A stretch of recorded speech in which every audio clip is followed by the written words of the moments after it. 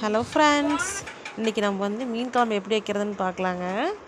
தேவையான அளவு புளி ஊற வச்சுக்கோங்க. 1 கிலோ மீனுக்கு தேவையான அளவு புளி, தக்காளி, வெங்காயம், பூண்டு இது மூணையும் உளித்து ரெடி பண்ணி வச்சுக்கோங்க. கொஞ்சம் மண்சட்டியில் தாங்க இன்றைக்கி நம்ம செய்ய போகிறோம்.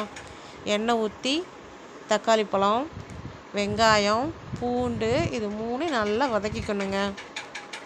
நல்லா செவக்கிற வரையிலும் நல்லா வதக்கிட்டு அதுக்கப்புறம் நம்ம தேவையான அளவு மிளகாய்த்தூள் போட்டுக்கலாங்க. குழம்பு மிளகாய்த்தூள், கொத்தமல்லி தூள் இது ரெண்டுமே நீங்கள் போட்டுக்கலாம். அந்த டைமில் ரெண்டும் போட்டு நல்லா வதக்கிடணுங்க.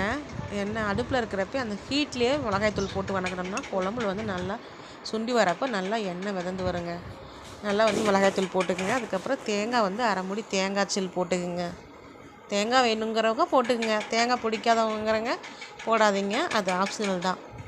தேங்காய் போட்டுக்குங்க. தேங்காய் சூட்லேயே போட்டு நல்லா வதக்கிங்க. தனியாக அதை வந்து எடுத்து வச்சுருங்க. அது வந்து நம்ம மிக்சியில் போட்டு அரைச்சி வச்சுக்கலாங்க. அதுக்கப்புறம் வந்து நம்ம இப்போ ஊற வச்ச புளி வந்து நல்லா கரைச்சிடணுங்க. புளி நல்லா ஊறியிருக்கும், அது நல்லா கரைச்சி வச்சுக்கிட்டு அதுக்கப்புறம் சட்டியில் எண்ணெய் ஊற்றி கடுகு, கருவேப்பிலை, வெந்தயம் இது மூணையும் நல்லா போட்டு தாளிச்சிருங்க.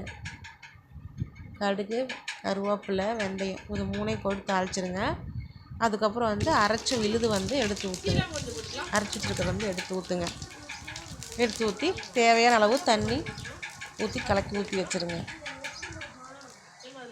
தேவையான அளவு தண்ணி ஊற்றி கலக்கி வச்சுக்கோங்க.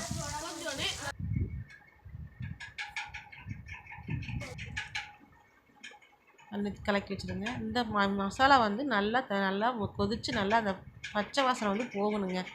அந்த மிளகாய்த்தூள் போட்டிருக்கு இல்லைங்களா, மிளகாய்த்தூள் வாசமெல்லாம் போகணும். இப்போயே நம்ம மீன் போட்டோம்னா அந்த மீன் சீக்கிரம் வெந்துடும், குழம்பு பச்சை மணம் அடிக்கும். அதனால் நல்லா கொதிக்க விட்டுறணும். குழம்பு நல்லா கொதிக்க விட்டுட்டு அதுக்கப்புறம் மீன் எடுத்து உள்ளே போடுங்க. உள்ளே போட்டு மீன் வெந்த உடனே நிறுத்திடணும்.